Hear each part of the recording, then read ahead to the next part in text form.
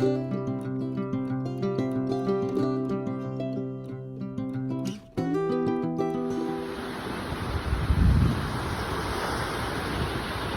friends, welcome to the Share Report. If you're new here, thank you so much for joining. Be sure to hit that subscribe button.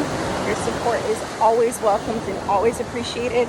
And for those who are returning, thank you so much for your faithfulness and for your support and for being here. So today's video is very different, as I'm going to be talking about my health journey. I've never spoken about it on this channel for a few different reasons. For one, I don't really like to complain so much about it. I feel like I'm whining because there's so many other people who are much worse off than myself, and I don't want to appear ungrateful or needing like lots of sympathy and pity and just sound like a whiny baby. And then another reason is because when I tell you about my health journey, a lot of people's mind goes to one direction, and that's why I'm going to give this disclaimer. So I'm going to give this disclaimer that what happened to me, because this week marks the 2-year mark of when my mom had to take me to the hospital. It was very serious, and I continue to have a lot of issues since then. I may split this up into a couple different parts just so that it makes sense and just to like share my whole entire journey. But anyway, so I wanted to throw a couple disclaimers. First things first is no, I did not take the poison dart. I do not take poison darts. And for those who have been around this channel for a while, you know what I mean by poison darts.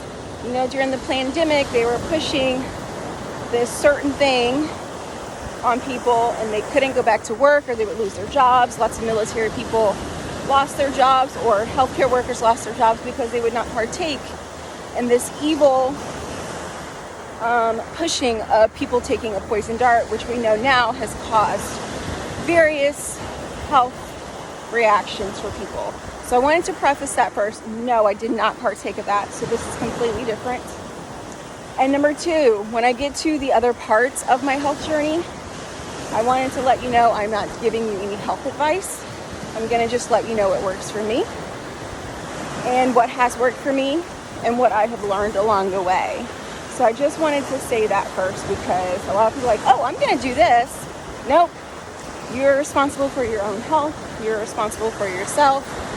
That's what I'm going to say. So I'm just going to say my personal experience and things that I may recommend, but definitely consult your doctor, whoever you put your trust in. And for me, I know a lot of it had to do with prayer, because the trajectory, the path that I was going down towards, and I left it behind, was a not very fun diagnosis. So, very scary diagnosis. So right now, I'm just incredibly grateful to be in one of my favorite places, and then also to be able to walk and talk and share my testimony, because that means a lot to me. So without further ado, I'm going to roll right into my health journey. So 2 years ago this week, my mom took me to the hospital. So let's talk about what was leading up to it. So I had been not feeling well for probably, prior to this happening, I had not been feeling well probably for a good solid year. I started noticing a ton of brain fog, could not remember hardly anything. Just my memory was just like so foggy. I was extremely fatigued, low energy, just really struggling. That's the first things that I noticed. I'm like, something, and then it kept getting worse and worse. I'm like, something is just not right. I don't know what it is, but I just don't feel good. Something is not right. And I just kept pushing through. I'm like, you know what? It could be just this. It could be, you know, maybe I'm working too much, which was actually a part of it. One of the things, I was working too much. Maybe I'm not getting enough rest. Maybe I need to detox. Maybe I need to juice, cleanse my system. So I tried to treat myself on my own and do all these. I was mostly eating just basically chicken, fish, vegetables, And then sometimes just mostly vegetables, like hardly any meat. He's like, you know what? Because I was reading all these things, these fad diets, and they're like, oh, beef is bad for you. And then I also had beef, like a steak, a long time ago when I was 17, and it wasn't the best steak. And so that threw me off from eating steak. I'm like, you know what? I am not going to eat steak anymore. And that's when I was 17. So that was many, many, many years ago.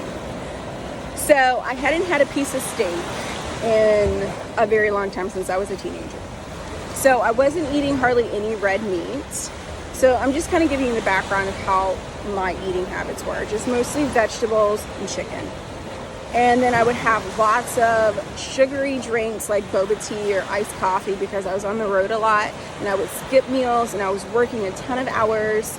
So that also played a factor. I was just wearing my body down, thinking that I was going to be okay. You know, like, let me just push through it. You know, I'm just probably just overly tired. I need to take a break. But even when I did try to get on board with eating correctly, I wasn't doing what was right for my body. Okay, when I say correctly, like eating fruits, vegetables, drinking lots of water, whatever it may be, I still wasn't doing what was right for my body. So I progressively got worse, and it got to and I had some other things that I was dealing with as well. So it got to the point where I'm like, you know what? I really need to go eventually see somebody. I really need to get this under control. I need to go see, you know, a doctor, a practitioner, a holistic practitioner, a functional medicine doctor, someone like that. So a friend of mine, she actually went to a functional medicine doctor who kind of specializes in, you know, natural things, supplements of that sort, and kind of looks at the whole body, how it's working. So I had a consultation with her and told her some of the symptoms that I was having at that time. And so she's like, well, let's have a phone conversation. Let's talk about how you're feeling, what you're doing. So we did a basic one, and I told her one of the things that was bothering me at that time. So she's like, okay, let's take this medicine. So she was on the right track for what she was giving me, but it was not the right thing for my body size at the time. Very small framed at the time. I was just too much an overload. But she was on the right track. Anyway, so that being said, we ended up having to cut that down and taking something more like, I don't know how to explain it, a little more natural. So anyway, more of a supplement and something more natural. So anyway, so I went to her, we had our blood work done, my blood work done, and some things came back disturbing. So I was like, oh my. So I ended up having to go see a hematologist. By then I was like still like I was still not feeling good. I was like just feeling really, really, really rough. By then it kept getting worse. After, you know, I had all my blood work done, I started getting this horrible tightness in my chest, like having a hard time breathing. My chest was aching. It felt like I had a ton of bricks on my chest. So I'm like, oh my goodness, something's wrong. You know, I can't breathe. I was getting really lightheaded still. The whole thing was still happening. A lot of fatigue, really dizzy, like really lightheaded. So I was extremely, extremely lightheaded, and I was having a lot of chest pain, struggling to breathe. That was one of the things. I'm like, Mom, just something is not right. So my mom's like, well, maybe it's because of this. Maybe it's because of that. Like, we're trying to figure out what is going on. So my mom thought it was because I had got my blood work done. I'm like, no, I don't think that's it. I just haven't been feeling well for a while.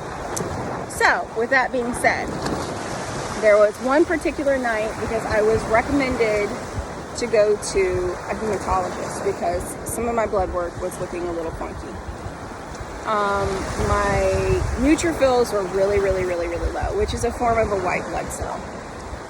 And that can mean a lot of different things. It could mean that you come in contact with a virus called Epstein-Barr virus, and that's usually the gateway to, or usually the first sign when people are diagnosed with multiple sclerosis. They usually look for that. So they're like, okay, they do all the tests and everything. And then I had some other things that were really low, like some deficiencies, iron, all that kind of stuff. So whenever I got the blood work done, it kind of freaked out a little bit, like, oh my goodness, what is going on? So I got recommended to a hematologist. The day that I went to the hematologist to talk about different things, they're like, okay, we're going to do this, we're going to do that, we're going to run some more tests. We're going to try to figure out why your white blood cells are so low.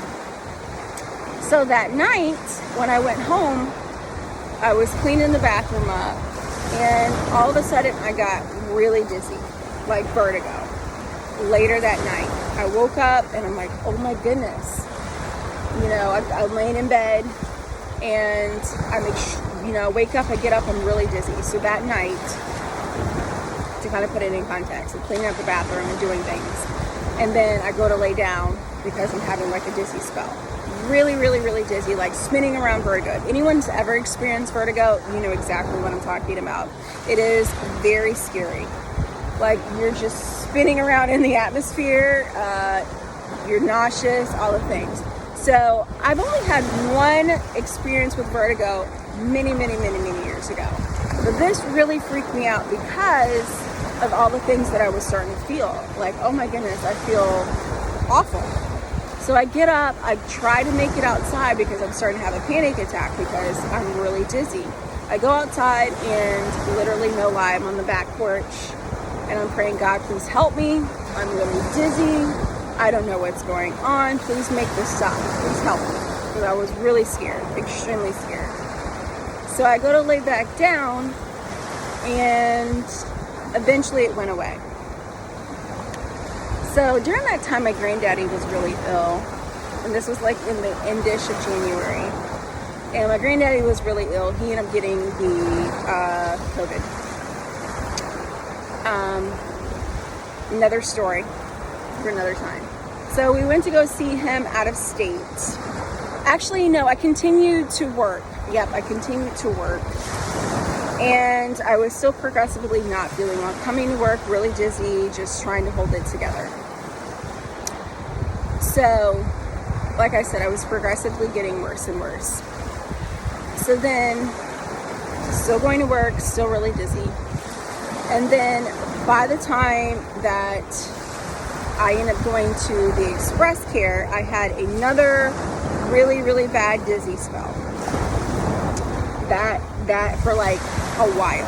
I woke up in the morning getting ready to go to work, and I'm like, oh no, I'm having vertigo again. This is awful. So I text my bosses, I can't make it to work. By then I started with like taking days off here and there because I wasn't feeling well. So I said, I'm going to try to drive myself to the express care. I'm going to try to drive myself there. Crazy, I know, but I'm one of those people. Just like try to do it yourself. Anyway, so I drive myself to the express care. Yes, I'm still very dizzy. I'm like squinting while I'm driving. Thankfully, the express care is down the road from my home. So I get to the express care. I'm trying to write. I'm trying to explain to them what's happening. Try to fill out my paperwork. They get me back there, and I'm laying in the bed, and the doctor comes up. Oh, you're just dehydrated. It's like, okay, I'm dehydrated. Thinking now about it, in the rear view, thinking about it, of course I was dehydrated. I got up, I couldn't eat, I couldn't drink, couldn't do anything because I was so dizzy. So yes, that makes sense, okay? But while I'm laying there waiting for them to come back, I started to get this weird sensation in my arm. Oh, I forgot one thing. So a couple nights before this had happened, I woke up and I was like, oh, my left leg is numb. First I thought that I had slept on it wrong. It's like, oh, my left leg is numb. This is weird. So I told my mom, I said, Mom, I don't know if this is a coincidence, but my left leg is numb. And, you know, like I said, by then I was feeling really rough, and I had said, you know, when I had that vertigo the other night, I feel like I had a stroke. I was feeling so bad that I felt like I was having a stroke. And so when I had the vertigo again, the second time when I'm laying at the express care, I'm laying there and then I have this weird sensation in my arm, like my arm feels weird. Like it feels like it's tingling or numb or something like that. So I'm like laying there, I'm like, okay, this is really strange. So he comes back in, you're dehydrated. We're gonna give you some medicine, prescription for vertigo, and you need to drink some water. It's like, okay. So by the time I left the express here, I was not feeling good. The only thing I was hydrated because they gave me fluids. But I was still really dizzy. I had to go back home. Our plan was to go out of state to go see my granddaddy. That was still in the books. I was still feeling very, very, very tired. So I tried to push through, and we went out of state, not feeling well, but like I said, I wasn't sure at the time if that was going to be the last time I saw my granddaddy, so I wanted to push through, be strong. That's just the kind of person that I am, still am today. Just push through it, don't complain. So, anyway, so we get up there, I'm feeling kind of groggy. My mom's like, are you okay? I'm like, yeah, still not feeling well. Then when I get back to Florida, home, I have this weird pain in my left arm. My arm is hurting a lot. My left arm. And I can't remember, but I'm pretty sure that I had another incident with my leg. But for sure, for a couple days, my arm was hurting me. And I mentioned it to my mom. She says, didn't you tell them there at the express care when you were having this issue? I said, no, I just didn't really think about it. I just was thinking, maybe it's a coincidence that I'm having like this weird stuff. Maybe I'm just laying wrong or something's happening. She's like, you should have mentioned to him. I said, okay.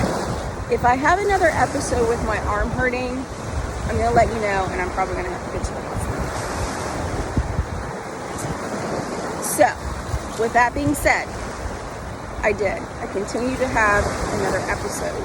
But then I had one other thing, additional thing, that had happened that was probably the scariest thing that has ever happened to me in my life.